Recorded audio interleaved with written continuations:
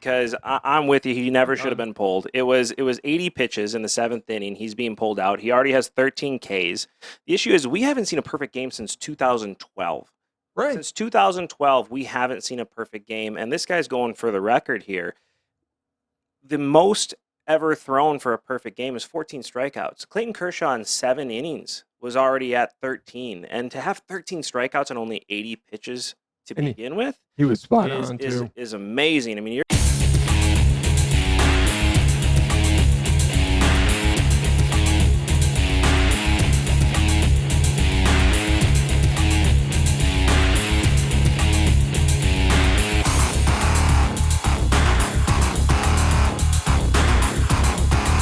Welcome back to Sports Talk with Dad. My name is Kyle, and as always, I cannot call this Sports Talk with Dad without the man sitting next to me, a man who was alive before Batman existed, my dad, Tim.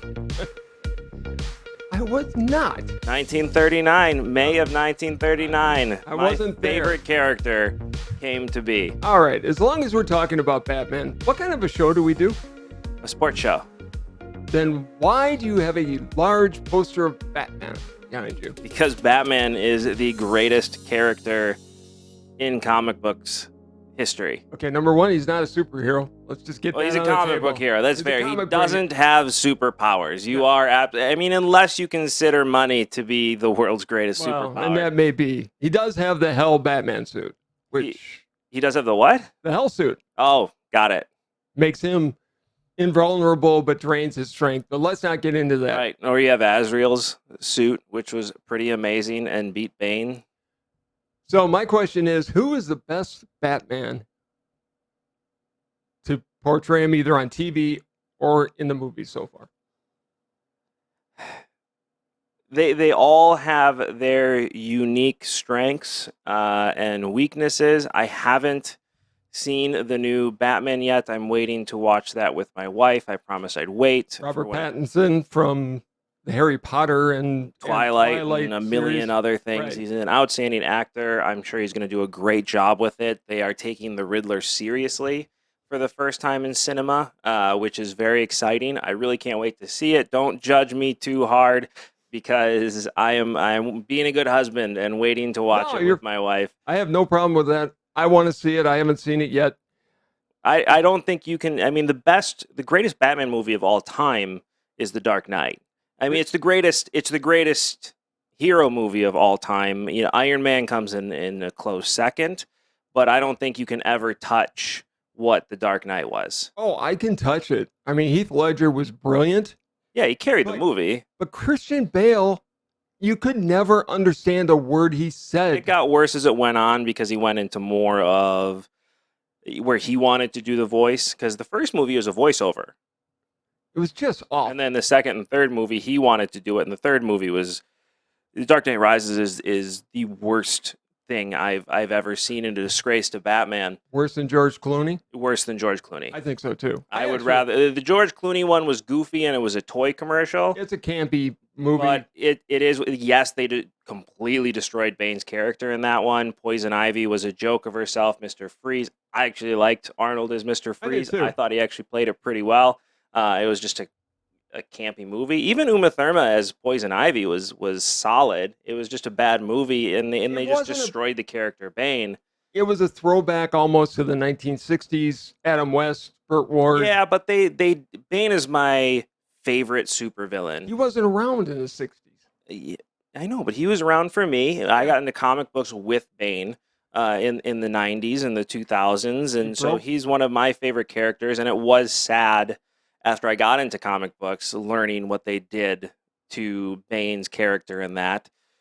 But yeah, I mean, yeah, Dark Knight Rises was definitely worse than the George Clooney movie. If you disagree, let me know in the comments below. But no, you're wrong, because it was awful. And they also destroyed Bane's character in different ways. This is a sports show, but I could get into it nonstop. That is not Bane. Okay. The best two Batmans ever, in my mind. Michael Keaton. Michael Keaton's great. Adam West. I liked Adam West. He never gets the credit that he should because it was a campy series. But he played it straight. He did. And that was what made it so campy. And he was just really good at it. And He did. he got typecast, and it wasn't until animation came along where he really came back and was embraced. Right. Well, actually what got him embraced was the animated series. Right. They did a episode of The Gray Ghost, which Bruce Wayne as a kid in the animated series grew up watching and loving, and the Gray Ghost was an actor who couldn't find another job after the Gray Ghost because he was typecasted, and they got Adam West to play the voice of the Gray Ghost, and really it was his story of what happened to him after Batman. He couldn't get cast again. He lived on conventions after that. He did, but Kevin Conroy is one of the greatest Batmans of all time, the voice of Batman and Batman the Animated Series and a lot of the animated stuff, including the video games. Mark Hamill played the Joker, not Batman. That wasn't the conversation. I know, but I'm talking about the greatest characters in Batman. When the movie came out. Well, we need to stay on topic. Do you want me to answer the question to the greatest Batman, or do you want to talk about the greatest characters? Because yes, Mark Hamill's the second greatest Joker of all time. Third. Second. Third. Jack Nicholson is second. And I would argue 100% disagree. Cesar Romero has got to be up there. Very underrated. Yeah, the Joker has been very fortunate to have a lot of great portrayals of that character, but Kevin Conroy is my favorite, probably of all time. I'd have to say Kevin Conroy to me is the number one Batman. Well, he's the Batman of your childhood, right? And he's the Batman of many people's childhood and of many of the video games and everything else. I mean, when you heard the voice of Batman until really a few years ago, Kevin Conroy was that voice. True. Well, I grew up. Batman was on every Tuesday and Thursday night, and it was a fight in your grandpa's house between your grandpa, your Uncle Mark, and me for who would control the TV, because they wanted to watch, I think it was Bonanza, and I'm trying to watch Batman, and I lost more than I won, but I did get to see them. Instead of going into the other room and just watching it in two separate rooms. Okay, this is a time there was one TV in the house. That was it. There was a big piece of furniture. That was the TV. Why don't you just listen to it on the radio? I mean, that's more your time frame, right? I love old time radio. I actually do love old time radio. But I do too. The second best Batman is Christian Bale. No, no, he's so low on my list because I could never understand a word. He was a much better Bruce Wayne than he was a Batman. He's by far the best Bruce Wayne. Michael Keaton was a great Batman. He was a terrible Bruce Wayne, in my opinion. Val Kilmer was a good Bruce Wayne. Val Kilmer was a good Bruce Wayne. The problem with Michael Keaton's Bruce Wayne is that if I'm in that universe with Michael Keaton as Batman, I look at Michael Keaton's Bruce Wayne and go, yeah, that's clearly Batman. Guy, the quiet guy who wants to destroy everybody, the quiet, creepy guy that has all the money. Yeah, that's Batman. Yes. Where Christian Bale, he plays it up. It's like, oh, he's not Batman. And when that movie was announced, when Michael Keaton was going to be playing Batman, in everybody's mind, there was one guy who was going to play the Joker, and that was Jack Nicholson. Right. I was hoping that Robin Williams would play Riddler because they've had terrible Riddlers. Right. But he got used. He got used. If for anybody that doesn't know the story, they 100% they cast Robin Williams as a Joker. Like they actually had him in negotiations. They had him doing read-throughs. They had him signed, and it was all a ploy to get Jack Nicholson to sign. They're like, we can move on without you, and he refused to work with Warner Brothers for a long time after that. I don't blame him, but and Jim Carrey's the problem with Jim Carrey's Riddler is that he played it as a Joker. He didn't play it as the Riddler. It was the mask as the Joker. I mean, every Jim Carrey character turned into being Jim Carrey. It's like Tom Cruise. Like Tom Cruise. Yeah. But it's great. It was what it was. It's definitely not the Riddler I enjoyed, but it was the Riddler at the time. I mean, that's what the Riddler was in the 90s. But he was Frank Gorshin, going back to the TV series. Yes. The single best Riddler to ever be on the screen. Now, maybe this new Riddler is good. I don't know. But Frank Gorshin had it hands down. He was 1,000 times better than Jim Carrey. Everybody said, should have gotten Frank. Right. because he was just. But he didn't fit the movie. They wanted the big name. Here's a trivia question for you. In the 1989 Batman, who was the person that Tim Burton and the studio wanted to cast as Batman, but he ended up turning it down? The one with Jack Nicholson? Yes. Want to play Batman? Yes. Michael Keaton was like the 18th choice. Yeah, I know he was down the list. Who they want? I don't know. Pierce Brosnan. Really? Pierce Brosnan was supposed to play Batman. Something happened. I don't know if it had to do with 007 or not. I think it probably did. But something happened where he backed off the role, and then Tim Burton had obviously worked with Michael Keaton previously in Beetlejuice and said, well, let's get this guy. I did not know that was Pierce Brosnan. Yeah, Pierce Brosnan was supposed to be Batman, which would have been the first British Batman.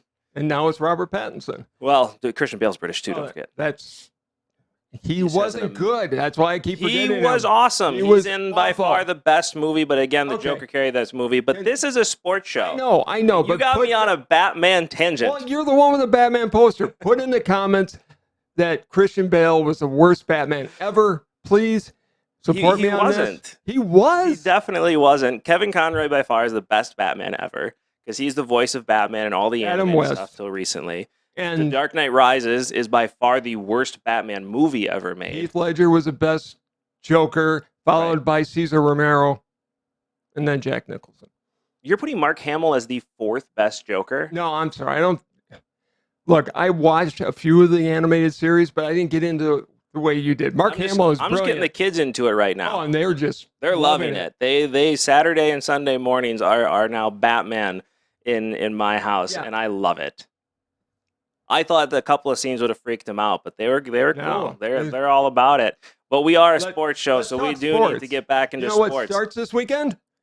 Hold on. Before you do that, I do need to do one thing here, which is I need you guys to do me a favor. But while you're down there commenting, proving that I am right, everything Batman here, don't forget to do this, which is like, subscribe, and hit that notification bell so you get notified every time we drop a new video, and you get to enjoy this show as much as we enjoy making it. The USFL starts this weekend. Football in the spring is coming back for the first time since the 1980s because I don't count the XFL, but the USFL with real football comes back. I mean, the first XFL was great. It was fine football. They just didn't know what they wanted to be. Vince McMahon wrestling and football. No, this is real. But the thing that surprised me, they have recycled all the names. They have. I'm honestly just hoping we get a spring football that actually finishes a season. That'd be nice. Because the last two we've had have folded before the season even ended. Well, the XFL, I think, folded in 4 games. Yes, but the NFL's back in this one, so you're going to see a full season. And I'm hoping it's a good brand of football because really the arena football was better than a couple of the XFL footballs. Yeah, arena football has a niche. Yes. And that's what makes it great is that, okay, this is a different type of football. It's something we can watch. And the only I remember from the original USFL, Herschel Walker played in it, Jim Kelly. So they had some big-time talent in the previous. Reggie White played for the Memphis Showboats. Right. Steve Young. Steve Young was in New it. Jersey Generals. Tampa Bay. No. He did not play for the Bandits. Okay. He played for the Buccaneers. I know he played for the Buccaneers. He played for the New Jersey Generals. Got a $40 million contract to play with the New Jersey Generals. No, it was Herschel Walker. Played for the Generals as well. But in any case, the only thing I remember out of XFL is he hate me. Yes, it was the greatest thing ever. It's the only thing people remember is that one nickname. Yes. So I just hope it's going to be good football, real football. The issue with any of these offshore football leagues is why would I watch an off-brand football league? Is that why would I watch with less talent? Why did the USFL work the first time? Because you didn't have off talent. You had some of the most talented players in the world playing in your league. Steve Young, Hall of Famer. Reggie White, Hall of Famer. Herschel Walker was there. Jim Kelly's a Hall of Famer. You had a lot of great talent in that league.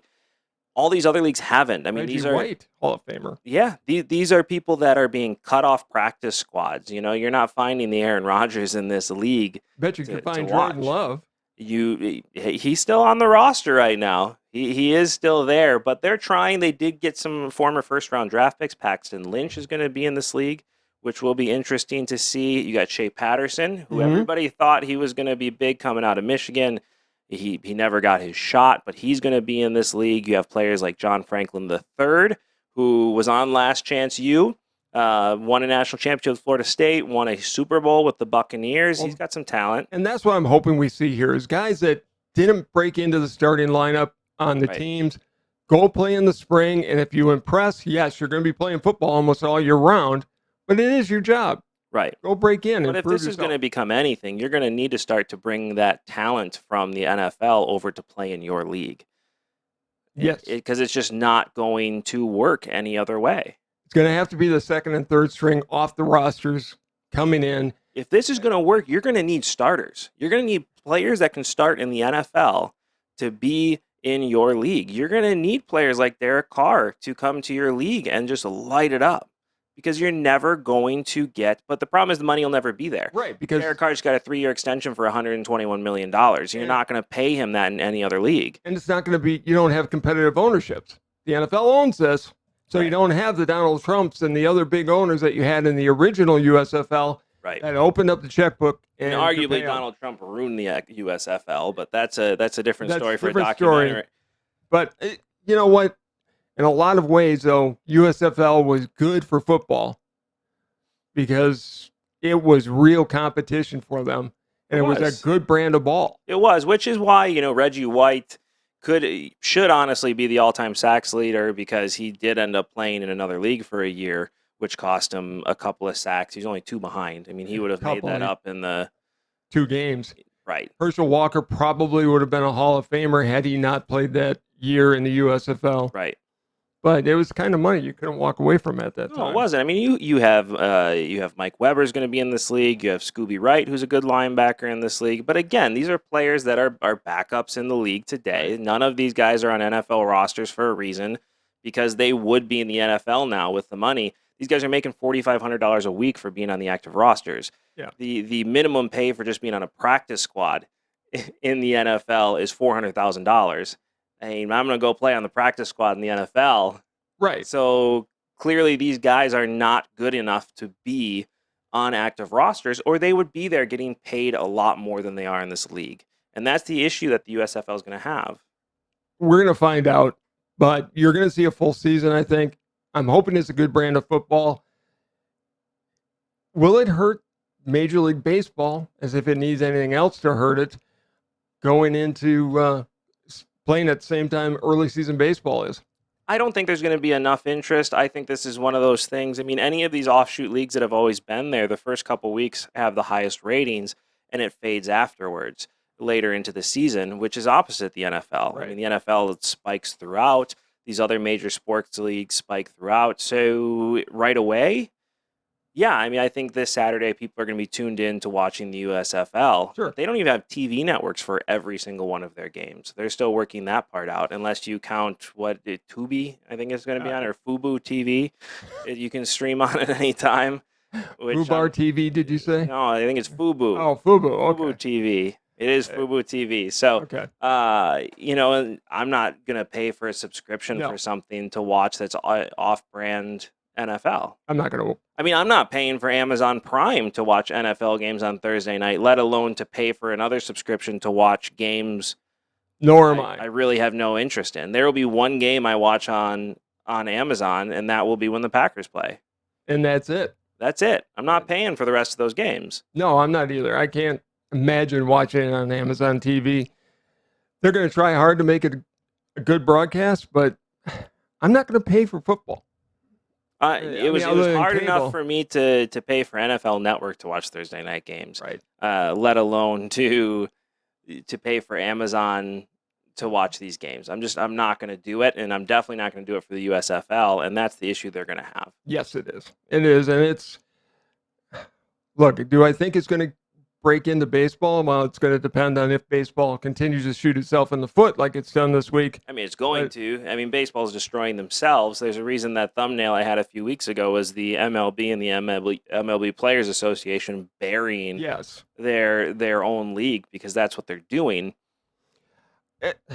I think people will watch it because people love football. You're going to be able to gamble on it. People love to gamble. Um, They do. I'll give it a shot the first one, and that'll probably be the end of my viewing of it. I'll do the same thing. I'll definitely be there 6:30 Central Time to watch. Who is it? The Generals versus. I have it pulled up here. Who's playing? The Generals versus the Stallions, because those are cool names, and honestly, the uniforms and helmets are badass, and I like them a lot. So I'll definitely check it out and watch it. But I'm just not going to be interested in the rest of them. I'm not spending my Sunday watching these games. No, and that's going to be the key. I mean, we're coming into the springtime, and most people are going to be way more interested in being outside than they are inside watching football. Right. I will say the Pittsburgh Maulers is one of the best names I've ever heard. I love the Maulers. I mean, it fits in Pittsburgh so well. I like the fact that the Breakers are now in New Orleans. It used to be the Boston Breakers. There's one I hate, and that's the Michigan Panthers. Just hate that name. I just don't know what Panthers really has to do with Michigan. It's a play off the Lions, obviously, but it just... But then again, what does Panthers have to do with Charlotte? The only one that really makes sense is the Florida Panthers, because there are Florida Panthers. Like, that's their name. I get it. It makes sense. And they did it to bring awareness that they were going extinct. Like, it made sense. The rest of them I don't get. I don't know what Panthers has to do with Michigan. But then again, Tigers has nothing to do with Michigan, and Lions has nothing to do with Michigan. So, oh, yeah. I mean, and by the way, Panthers are mountain lions around here, or cougars, or whatever. Right. So, which they're all being chased out anyways. Tampa Bay Bandits is a great name. Yes. New Jersey Generals is an awesome name. It's an iconic name. It's really a name. Like, when you're Washington, why aren't you naming yourself the Generals instead of the Commanders? It's a great name. I mean, they're going to have new ownership soon anyways, considering more just came out on Dan Snyder. Well, Dan Snyder is dead. They were going to name the Washington team at one point. It was kind of leaked that it'd be the Admirals. That would have been fine. Great name. Yeah. Love the name the Admirals. They should have went with that. I'm just hoping they change the name. Did you hear the latest, by the way, on Dan Snyder? No. So, skimming 40% off the top, right? That I heard. So the way he was getting away with it was he was taking the 40% of game day tickets on NFL games and pushing them over to college football games and other concert venues they had going on. So it was like more people bought tickets for the concerts or other events that were going on at FedEx Field, and less people were buying them at NFL stadiums. And so the tax purposes worked out. Sure. Which means, though, he had two separate books. He had a book for taxes and a book he was showing to the NFL. I mean, I can't imagine he makes it another 2 months as an owner in this league. I think there'll be an emergency meeting called. He'll be voted out. Right. I got to imagine Jerry Jones is fuming. Oh, because all these owners have thought about doing this. All of them have. How do you not? Jerry Jones has wanted to end revenue sharing forever. But he's done it for the betterment of the league. I got to imagine Jerry Jones is going to be first in line to kick this guy out. Jerry Jones hasn't done it for the betterment. Make no mistake, if he could get rid of revenue sharing, he would. Do it tomorrow. He doesn't care if Green Bay has a team. Nope. As long as Dallas wins, and maybe that's the only way Dallas can win at this point. But, and by the way, thanks for... Or if they actually, catch a football against the Packers, but... Yes, I mean, well, there was no pushing off on that play way back when. But by the way, thank you for my voice. For those who are watching, he and his family went through that, and now my voice is hanging on by a thread. But we'll get through. Mine's still dying. I don't know what kind of monstrous non-COVID plague is going around in the state of Wisconsin, but I've been fighting this for 2 weeks, and I'm done. That's why I keep taking sips of coffee, so I apologize. But dude, I do it all the time. I know. Anyways, another Dan's deep man voice now. Yes, I've got the big. It's the old school radio station voice. We got the top 40 coming at you live next. Yeah, grab your kittens with your mittens. So, but Schneider's going to be gone. You just proved how old you were by saying grab your kittens with your mittens, by the way. But yeah, Snyder's definitely gone. Hopefully they change the stupid name. They hopefully just go back to Washington football team or something like the Generals or the Senators or Admirals or something. I mean, you've got to go to the Native Americans and come back with that other cool logo because that was an awesome logo. I don't know what the answer is, but go to Warriors. I mean, that was a cool name. Anything would be better than the Commodes. The commies, man. It's Patriots versus commies this year. It'll be it's bad, but USFL does give us that football kick before the NFL draft, which is coming up 2 weeks in 2 weeks. Yeah. April 28th. The draft is coming up, and we'll do a preview of that probably. There's no way 5 quarterbacks are being taken, but the guy from Cincinnati is rising up the boards and is being questioned as being the number 1 quarterback taken in this draft.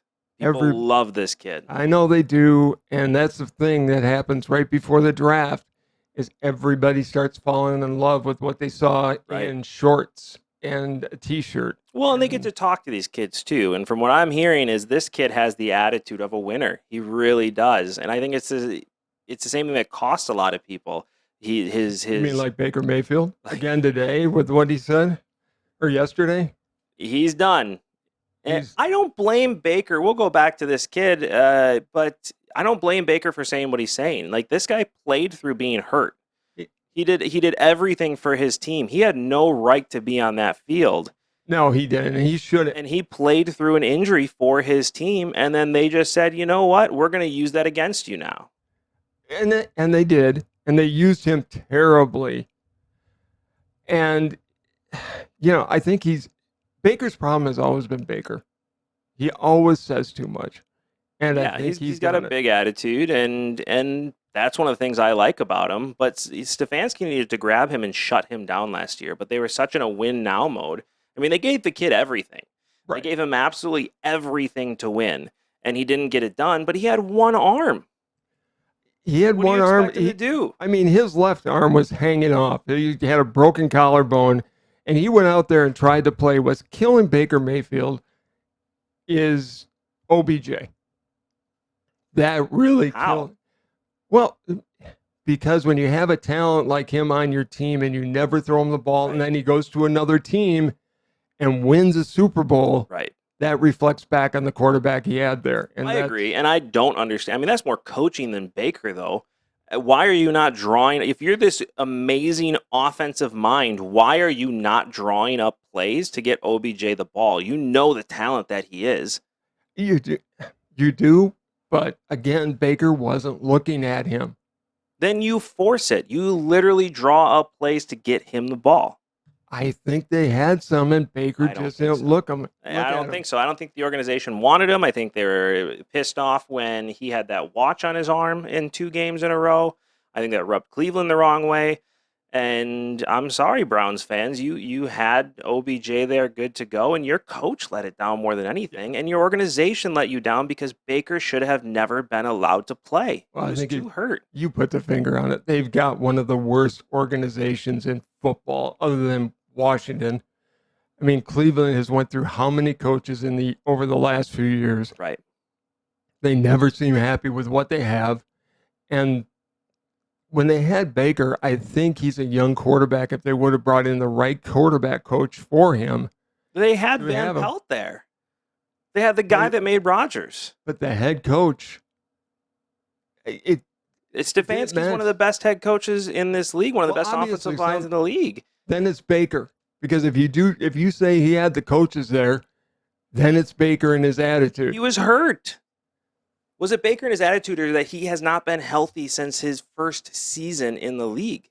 Then it comes back to the organization. They should have shut him down last year, gone with whoever, but Baker was willing to go, and they went. And they used it against him, and that's proof right there. When you're hurt, just don't play. Right. You're crazy if you play. I mean, if you literally need a brace to hold your left arm against you to play, shut it down, man. Go and get surgery. It's one thing if you're in the playoff hunt, and if it happens at the end of the season, you got a chance to go to the Super Bowl, I get it. Then it's all hands on deck. Baker was hurt all year, and he should not have been on the field. No, he shouldn't have been there at all. And it's Baker's fault too. Baker needed to have the guts to stand up and say, I'm going to have surgery to get this fixed. And I think he regrets it. I know he regrets it. Obviously, on that podcast, he proved that he regrets it. Back to the draft, though, you have this kid from Cincinnati. People love his attitude. You have Malik Willis sitting there. Desmond Ritter. I mean, he was a big reason they made it to the college football playoff. Big part of that success.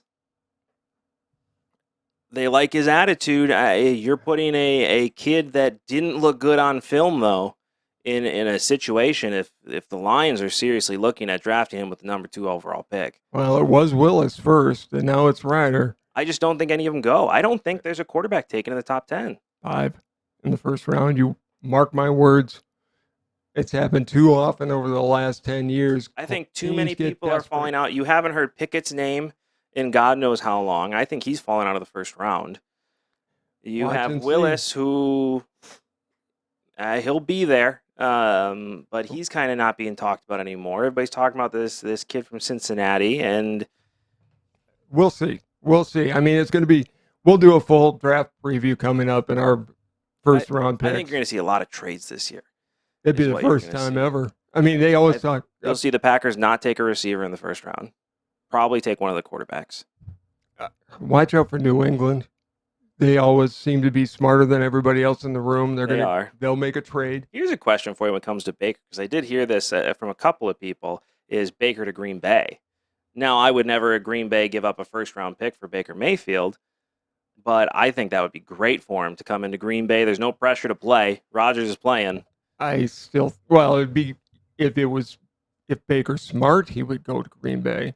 And to sit behind, or to wherever Brady is, and just sit behind them for a year. Right. Well, Tampa Bay's got their quarterback of the future in Trask. He's sitting there right now. Nothing makes a quarterback look better than the other teams than not playing.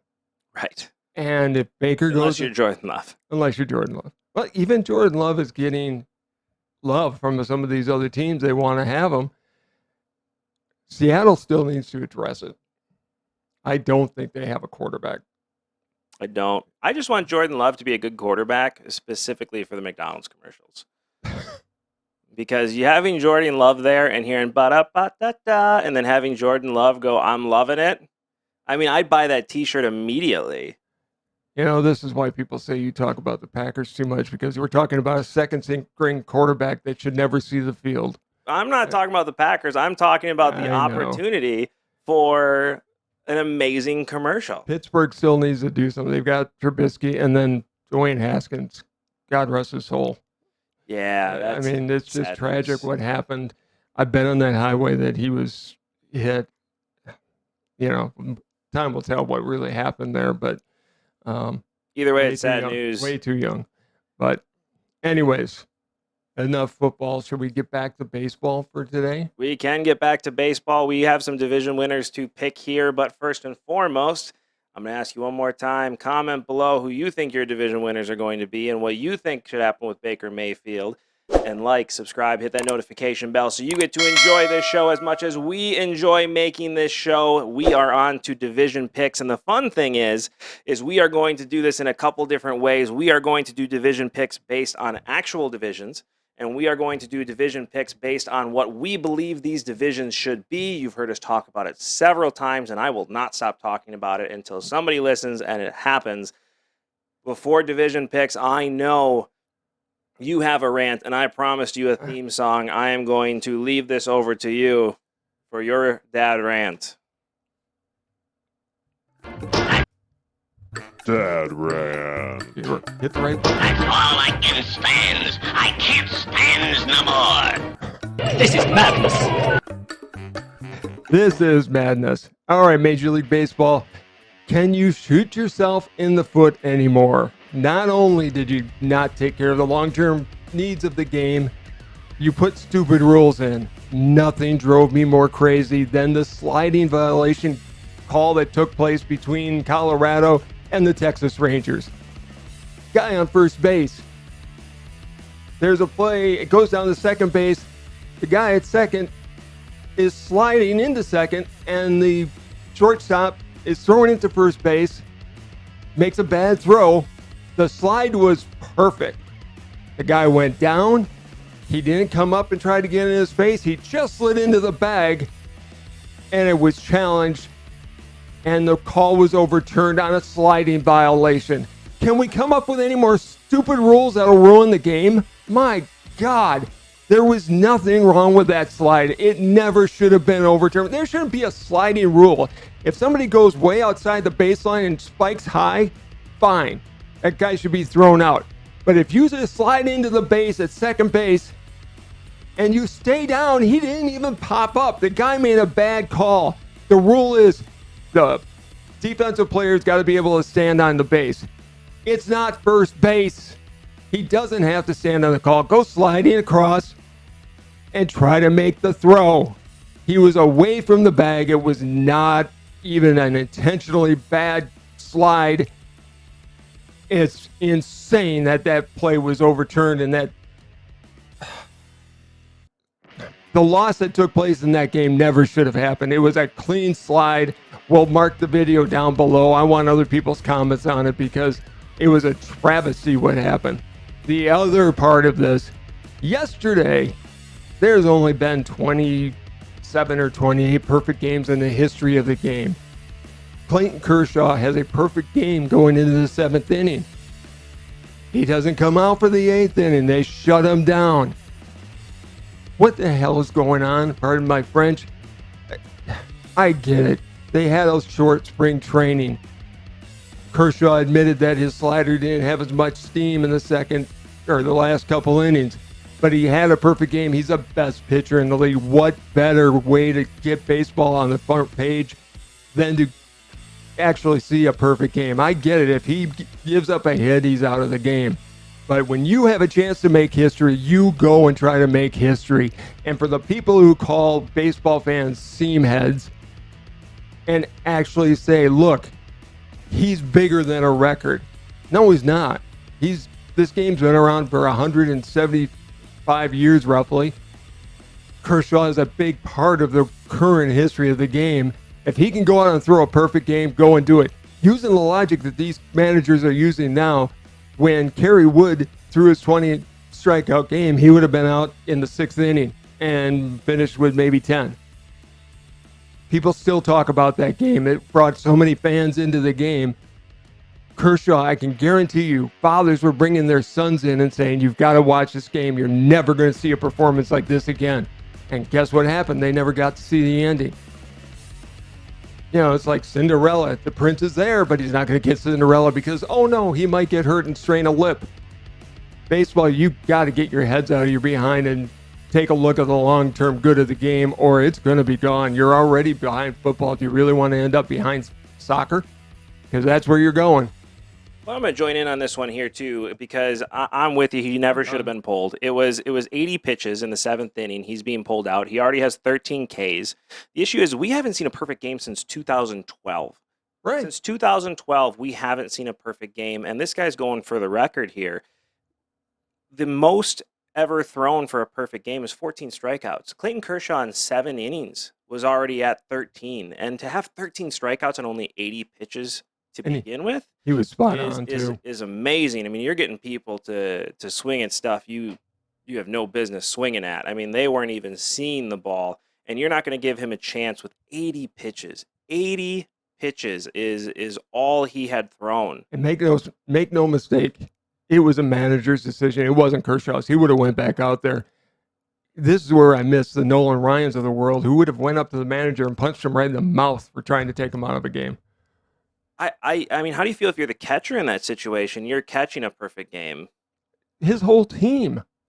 I mean, the Dodgers have the best team in baseball. Kershaw is by far the best pitcher in the game. He's not bigger than baseball. Baseball needs these kind of things to keep people invested in the game. Right. And the dad rant's done.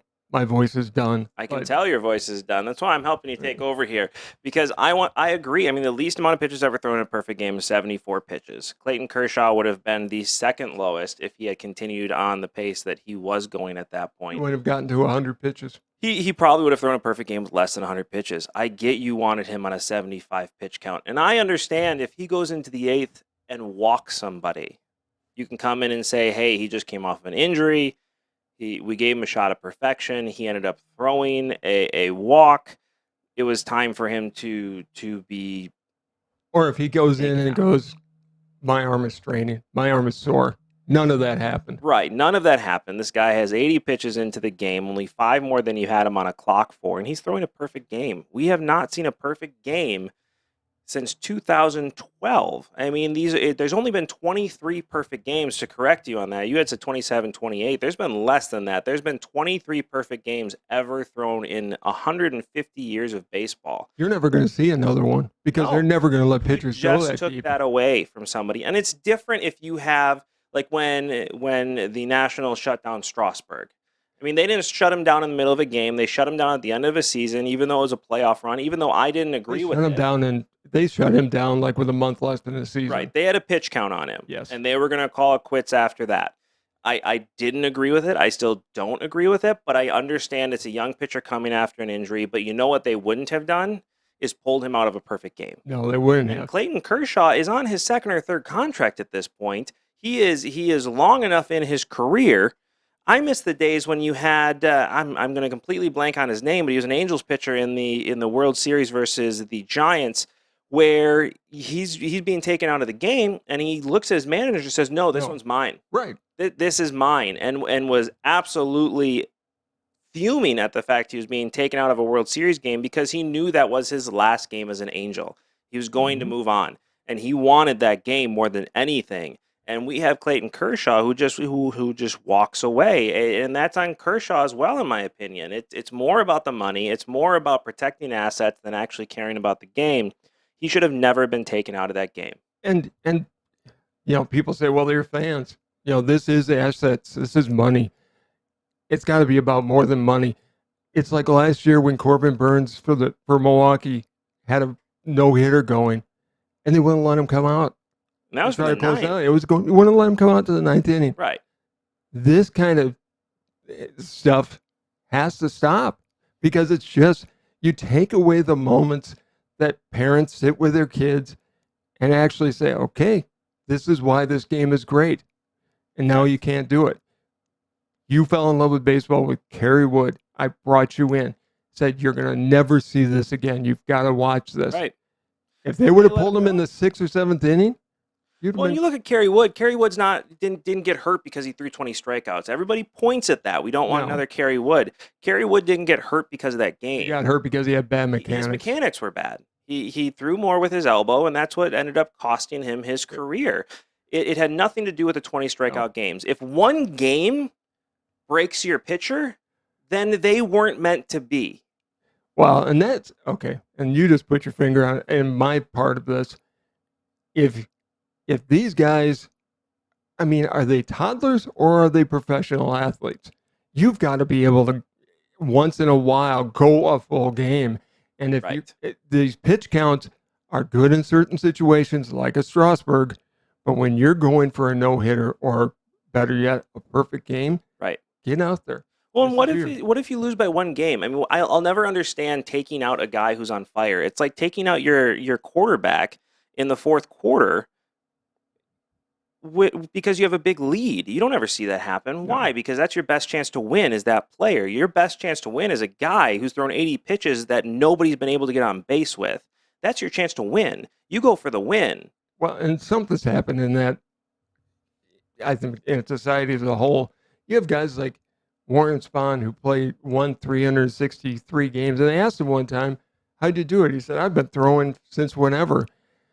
And I got up in the morning, I threw, came in for lunch, go back out and throw, and that built up his arm. Now you've got a lot of helicopter parents that are around these kids thinking that every kid is the next Clayton Kershaw. And they're not, and I think that's some of it as well. But, when it comes to Warren Spahn, at that point, people weren't throwing 100 miles per hour. So yes. I will... Whoa. Yes, they were. Warren Spahn did not go out and throw as hard as he could every single pitch. Warren Spahn went out and was strategic with it. You're right. He was a pitcher. Right, and that's not what's being taught right now. And I agree with you. That's part of the problem. But just to defend baseball today in that aspect, Kershaw is not. It was a different game at that point. But Kershaw is a pitcher. Kershaw is a pitcher. Kershaw should have never been taken out of that game. Nobody should be taken out of a game when they're throwing a perfect game. In fact, your job, if somebody's throwing a perfect game, don't talk to that person. Yeah, get far away from him. Stay away. Superstition says you don't talk to that guy. And I hope the Dodgers lose in the first round of the playoffs, just like I did for the Brewers, because you don't do that. Unwritten rules of baseball, and it burned Milwaukee It's not even unwritten rules of baseball at that point. It's common sense, and it's BS that you are allowing that to happen in this game. Okay. So we're both right. If you guys disagree with us, put it in the comments Nobody's below. going to disagree. Nobody's going to disagree with this. Somebody's going to disagree. Put it in the comments below if you they're do. wrong and shouldn't watch baseball. I'm sorry, but I'm done with this argument of protecting pitchers. Again, when it comes to Strasburg, you had a pitch count on him for the whole season, and you stuck to it. And he was a kid who came off Tommy John surgery, and you had a pitch count for him for the whole season. That's a different thing. Having a pitch count on a pitcher for a game is ridiculous, especially when they're throwing a perfect game. Let the person go out and pitch, and let the person pitch that gives you the best chance to win. I apparently I had a rant. You had the dad rant too. So I'm gonna play it for myself here. Dad rant. Yeah. I am a dad. That's all I can stand. I can't stand no more. This is madness. This is madness. It is I had to madness. have my theme song as And I well. appreciate it because my voice is coming and going. And right I'm now. with you. It absolutely drives me nuts. I enjoy the game for entertainment. That's what this is. I want to be like Gladiator. Are you not entertained? No, I'm not entertained because you just pulled out a picture from a perfect game. Exactly. Okay. So, because we don't want to have a 4-hour show, although we certainly could do a 4-hour show. We are going to pick our division We're gonna winners pick our now. division As you can winners. see, we're going to pick the division winners based off what is up here right now. And then again, we're going to go back and pick our division winners off As of they what should we be. believe the division should be. And we'll show you once again why our plan is more entertaining. But you can see the current divisions that are here right now. So let's start with the AL East. Who do you got? Okay. Couple of good teams in the division. More fun will be who's already out of it. I mean, the Orioles are done. The Orioles are done. The Orioles are not going to win a thing because they don't. I think it's going to come down to Toronto or Tampa Bay. Tampa Bay's, God, worst stadium in baseball, and their fans, well, the Rays deserve better. Tampa doesn't deserve a team. The team should move. They don't. I think I'm it's really going to come down to the Blue Jays and Yankees in my pick. I'm going to take Toronto. I'm going to take Toronto as well. Vlad Guerrero being a real baseball player, cutting his hand open and then going out and hitting a home run. He is awesome, and now my favorite player in Major League Baseball. The Rays definitely have the pitching staff, and more importantly, they have the bullpen that can carry him there. With the hitting, they can do small ball, and they can go deep with Vlad Guerrero. They get people on base for him, so he can come up and do what he needs to do to drive in the runs. The Yankees, they have a good team there. I think they're going to trade Aaron Judge at the trade deadline. Well, we talked about that, and yeah, Judge is going to be gone. So I think the Yankees are going to be out of it this year. I think it'll be a race for how long the Rays can hold up, and I think Toronto comes through in the end. So the American League Central. American League Central, it's hard to go against the Sox. The Sox have a solid team right now. Take a look at the division. It's one team and 4 after runs. Yeah. I mean, Kansas Some City people are picking maybe. the Tigers. Kansas City's going to be the bottom team. Kansas City's not going to stand a chance. They don't have anybody there. The Indians, they're not going to be there. Guardians. Like I said, the Indians aren't going to be there. Guardians now, man. Speaking of terrible nicknames, Yeah, could be it's the gonna be a bad one. Spiders. I wanted the Spiders. I was in for the Spiders. I think the Sox are going to be there. The think Twins the are Sox- definitely going to make a run, but the Sox are my pick there Sox are as my well. pick as well. When it comes to the AL West, that's where it gets a little bit more complicated because I do think you have some really solid teams, and I think the Mariners can make a run. Mariners can make a run. I think Houston's the front runner. Houston's by far the front runner and the favorite to pick. I'm going Mariners on this one. I think they have a solid chance. I think they got good management, and what's always important is a bullpen, and that's one thing that Seattle Mariners are focusing on or have. I think it's going to be hard to go against them. In the end, I've just got a feeling about the Angels. I have all year. I don't want to see Houston there, so I'm going to go with the Angels. Angels aren't a bad pick. We'll see what happens with See that. what happens. I'm not going to pick Houston. I'm just not. So That's fair. I'm not either. I'm picking the Mariners. Both of us are picking different teams on this one. So who are Okay. you picking in the National League East? National League East is going to be fun. You got the defending champions and the Braves. The Mets are going to be a better team. Nationals are always there. Philly's going to be there this year. I mean, this may be the toughest division, and Miami is. A lot of the experts have the Nationals finishing dead last in this Is division. Miami in there? With Miami in there. They still have Washington finishing dead last. I agree with that synopsis. I think the Mets finally have an owner that is willing to pay to win. But I don't think they're ready this year, even with the moves they've made. I'm going to stick with Atlanta. It depends on DeGrom. If DeGrom can get healthy later in the season, he's been shut down again. But he's going to be there for the end run, and that's very important. When healthy, he is by far the best pitcher in this game. I think it comes down to Atlanta and Philly, and I think Atlanta ekes it out. You're putting the Mets in third place? Yeah. I have the Mets winning the division. Okay.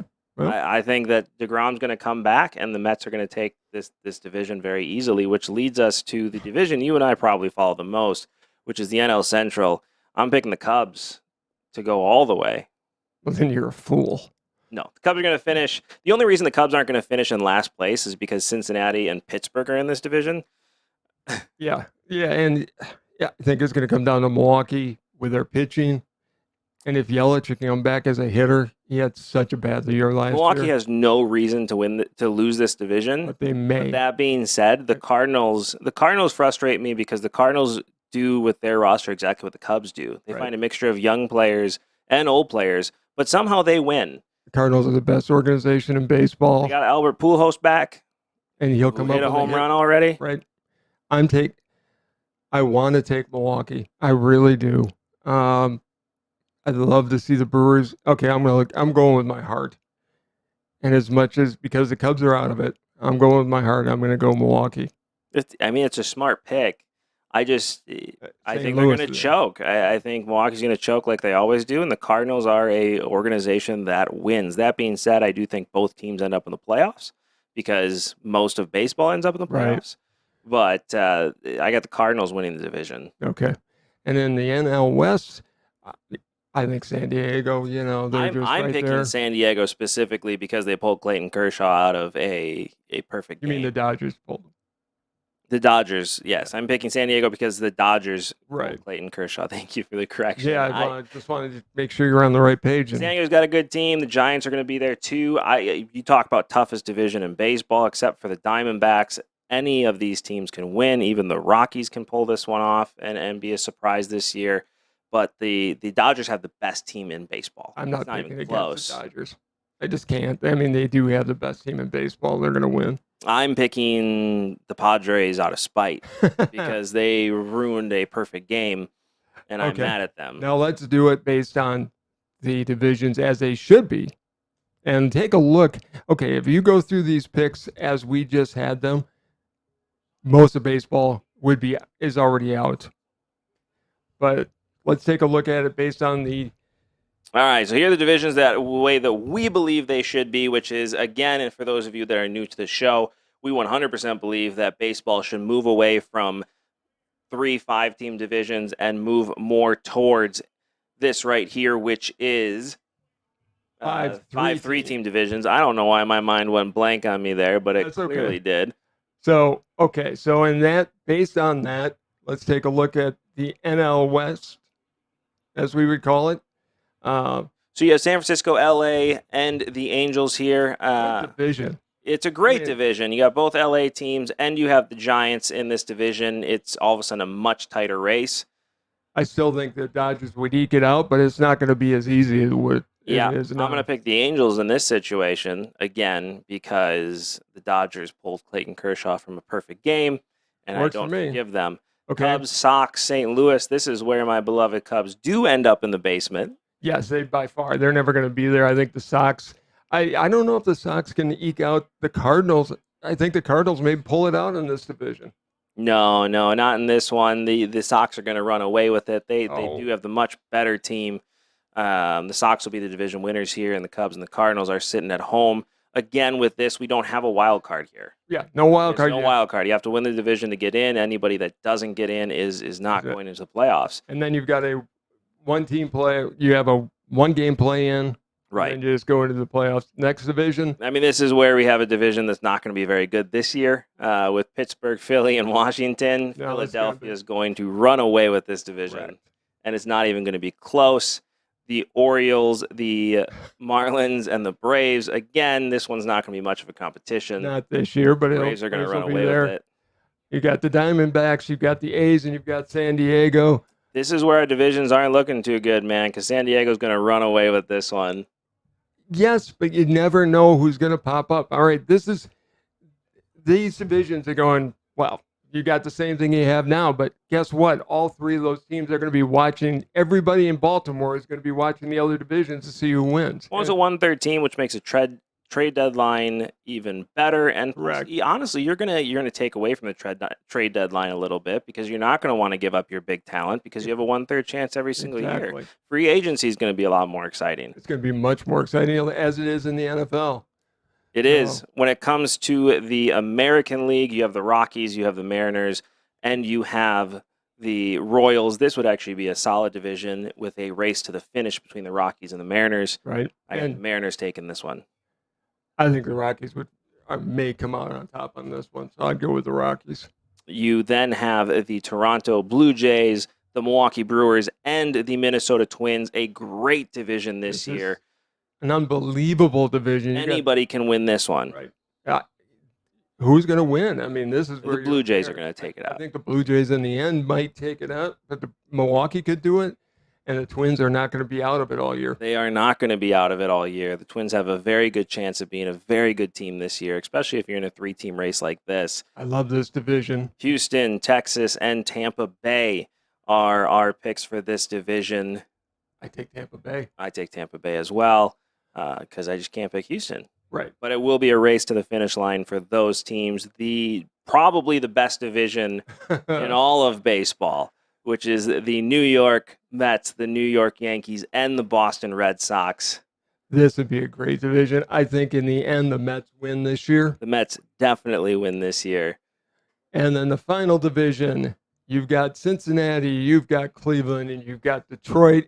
But guess what, folks? One of these teams from each division is going to be in the playoffs. So I think Detroit's going to have a sneaky good team this year. I'm picking Detroit to win this division. Cincinnati would have been in last year. Cincinnati would have been in last year. Deals they would have made in the offseason might have made a difference. I'm just going to go with Cincinnati. So, but this is a much more exciting. This is baseball in the future. This is what it should look like. This is what baseball, I'm hoping, will look like in the future. And that's why we need you guys to help us out here, because we need this pushed, because this does make baseball more exciting. You're all of a sudden seeing teams that have to win their divisions to get in, and you have a much better division race. I tell you what, even not as a Yankees, Mets, or Red Sox fan, I'm paying attention to that division. You've got to pay attention to every division because you may be playing them at some point. You might be, as you start to sound like Christian Bale's Batman as your voice continues to go. But even you look at Colorado, Seattle, and Kansas City, I'm super interested in that division this year because those are all three teams that could do something. Maybe not the Royals so much this year, but the race to the finish between Seattle and Colorado is going to be amazing. San Francisco, LA, and LA. It's going to be tough. St. Louis and the White Sox, yeah, they're going to be. And these type of divisions, the Cubs probably aren't selling their team. Correct. And it's a different ball game. I mean, it's going to force owners to really be engaged and not just pocket all of their profits. They're going to have to put a competitive team on because they're going to be fighting for fans across the country. And the best part about this, baseball is a national game again. It's not a regional one, which it is now. Right. So these wild cards should never be in baseball. Baseball is about winning, and you always have to win the division. This allows there to be division winners again. And it puts, you look at Baltimore, Miami, and Atlanta, it really puts pressure. You know, you have Baltimore and Miami who are teams that really just pocket all that revenue sharing and don't spend on players. You're putting a flashlight on those guys, a spotlight, really, you're putting on them saying, you need to do something. Right. And Miami's either got to move and get a new owner in. Right. Baltimore, same thing. You either need to get a new owner in. Right. Or you're not going to move, but you definitely need a new owner in there. Baltimore is an iconic team and an iconic town. It's a good baseball town that deserves a winner. Then they haven't had it for years. So, again, let us know what you think of these divisions, and let us know what you think about the 5 3-team divisions. I never say that right. I don't either, but it is 5 3-team divisions. Only one get in. You have to win the division to get in. It brings baseball back to actually paying attention to all the games and winning being the most important thing. And again, it solves problems, because the issue you have now is Baltimore, Pittsburgh, Miami. They can hide in 5-team divisions, because you'll always have the teams that are racing to the top that hide those teams that are losing in a lot of ways on purpose. They're refusing to spend on players, where all of a sudden you can't do that anymore. If you have a division where it's Atlanta and Miami and Baltimore, you better be putting a team on the field. Right, because there's no excuse anymore. People are watching. Yes, and I think what you're going to end up seeing is that there'll be a 6-team turnover, at least on a yearly basis. Right. Cincinnati last year, you may not see them this year, but it's going to be very, very important that you put a good team on the field every single year. And we better wrap this up, because I'm done. You are done. Your voice is going away. So I'm going to switch back to our main screen here so you guys can take a look right here.